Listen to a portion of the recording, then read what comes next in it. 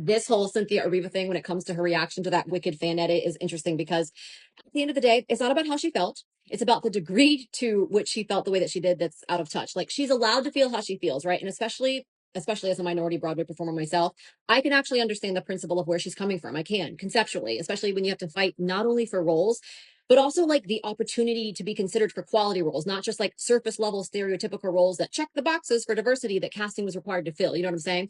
I can understand how hurtful it might have been to someone to like edit out your artistic choice to stare down the barrel of the camera as a statement against the ambiguity of the original promo, which was indeed designed with the intention of like revolving leads. We get it. Cover your eyes and they call it better. Sure, I would be hurt too. But just because I would be hurt doesn't mean that I would then automatically tip over into the level of personal affront and loss of emotional power that she has taken. I think it's possible and valid to be hurt and disappointed without feeling the need to assign nefarious intentions and blame for those feelings, right? As we know, situations exist where multiple things can be true at the same time. But to be this triggered by a fan edit is what's wild. Like to call it the most disrespectful thing you've ever seen, like, I'm sorry, what?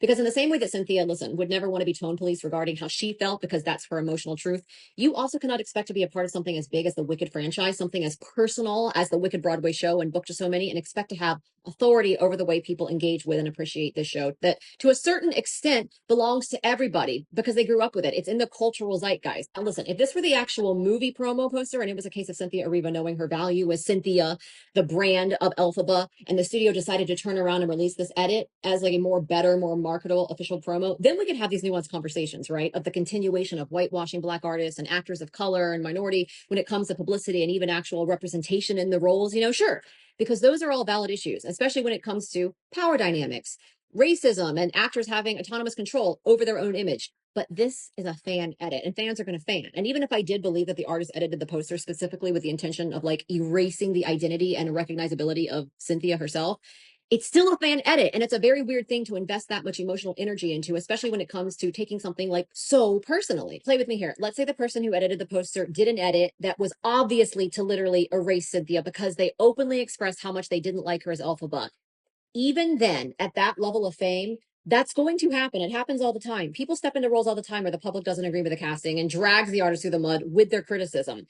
Why do you care so much about the opinion of some random person you don't even know not liking you? Because the level of response almost leaves you logically inferring that Cynthia expects everyone to not only love her for the role, but even further, you're not allowed to think that she's not right for the role by expressing an opinion, which people are allowed to do. And this person wasn't even doing that, which is what's so crazy to me. And like, I don't know, it just kind of smells a little bit like narcissism as insecurity, meaning that sometimes, not all the time, but sometimes one's own level of extreme insecurity and need for validation manifests as narcissism because everything becomes personal, which it's just not. Again, especially with something as big as Wicked, to think that your own self-importance supersedes the depth, size, and reach of this material that is so beloved and such a huge part of so many people's lives way before this movie was ever even in talks to be made. Like, I don't know. It's not always just about you. And there's no part of me that feels like this was that deep. Like, it kind of just feels like we're insisting on looking for a reason to be offended. And again, that also doesn't mean that she's wrong for being offended. But if you're insistent on looking for things, you will almost always find them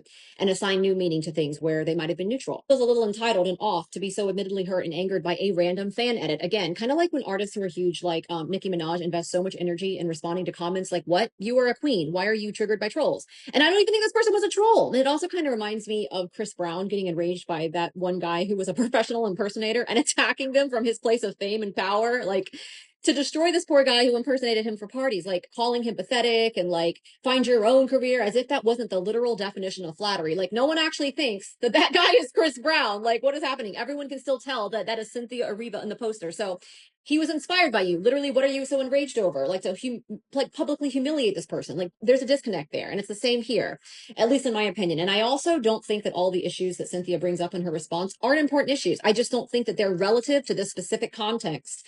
And context is everything. It's how we define the same words in situations that can mean totally different things depending on the situation. I just saw a video talking about how this is so much more than the poster. It's everything leading up to the poster. But the thing is, if we're going to play by those rules of considering patterns that are also relevant to helping us understand this whole situation, then we also have to consider the fact that Cynthia Erivo is notorious her having a pattern of this behavior. We can't just conveniently focus on all the struggles that she's endured to help us understand her reaction without also acknowledging all the drama that she is infamous for having created in the past. That's all I'm saying. And it's understandable to want to side with the victim, but Cynthia Erivo is not a victim here. She's the Cynthia Erivo, and she's notorious for saying things like, I don't do ensemble roles, which is not a huge deal in and of itself. Like, yes, know your worth, but it does highlight a tendency towards grandiosity, whether you're a fan or not. And there's nothing wrong with that. It just is what it is. And like anyone in the musical theater community knows what it's like to have a star kind of ruin an opening with their diva-like attitude. And this is what that kind of feels like, especially turning it into something about how it was degrading to your humanity and like the most disrespectful thing you've ever seen. Like the sentiment is valid, but not at all to this level of outrage. It's unhinged, probably because of her very valid struggle to be recognized for the talent that she is, a Black woman in the industry.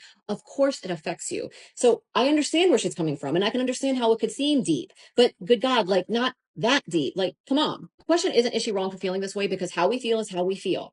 But instead, since she feels this way, do you think that the artist had malicious intentions that manifested into an erasure of her humanity and that therefore had real world damaging effects to her being? And I just don't think that's the case. Like, I'm sorry. Even when we're talking about impact versus intention, I don't think that there was any real world ramifications that were damaging about this fan edit to Cynthia Erivo's career. I just don't. I don't think there was nefarious intentions.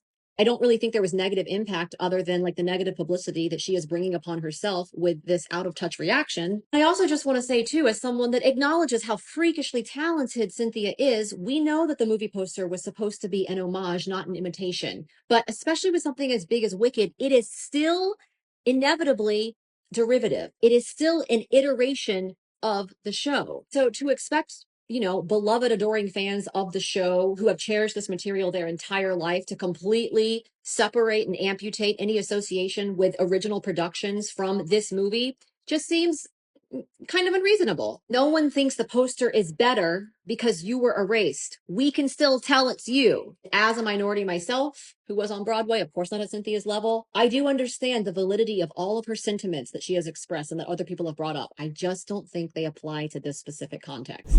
And one last thing that I think is really worth mentioning, because a lot of people seem to take issue with the choice of words that the creator of the fan edit used, saying things like fixing the Wicked movie poster, even though that is a very common colloquial way that we talk about making iterations of beloved fan art, not necessarily having any malicious intent behind it. But that being said, if we compare the two posters, right, it is my personal opinion, especially for Cynthia saying things like, I quote, you know, we communicate with our eyes, we sure are getting a whole lot of nothing with the eyes, with the facial expression. There's no sense of smize. Even if this was a headshot, there's no moment being caught, right? A lot of times we talk about, you know, whether it be photographs or whether it be moments and scenes, we want to seem like we're being captured in a moment. That's a lot of times why we have the mouth open, which brings me to the other part of the poster that the editor altered, which was her mouth, giving it that red lipstick and that slight, that little smirk. Because at least with the fan art edit of the Wicked poster, there is a sense of mystery. Sometimes less is more, right? And it has nothing to do with some personal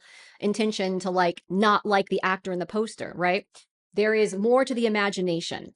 In the Wicked poster, there's a lot pulling focus, right? And aside from the fact that some fans might have this weird loyalty to seeing something more along the lines of like the original marquee, you know, the original logo and poster, I do agree that there is something more appealing about the fan edit in a way. There's also, if you look at the fan edit, this beautiful thing that happens where when you think of in terms of design, the rule of thirds, there's much more of a flow to the direction of light instead of just having a lot of pulling focus all over the place. And again, this is a personal opinion, but again, for a movie poster, for, you know, the importance of the eyes, for the importance of like what we're trying to get across in that moment emotionally, there's not a lot going on. Also, when it comes to the divide on this discourse, I think it's very interesting because most people within the theater community, whether it be here in New York City and Broadway or over in the UK and West End, are familiar with Cynthia's problematic, consistent history of being uncollaborative, whether it be her quoting and saying things like, I don't do ensemble roles, whether it be all the drama with the Harriet Tubman stuff, whether it be the run on Natasha Pierre and the Great Comet.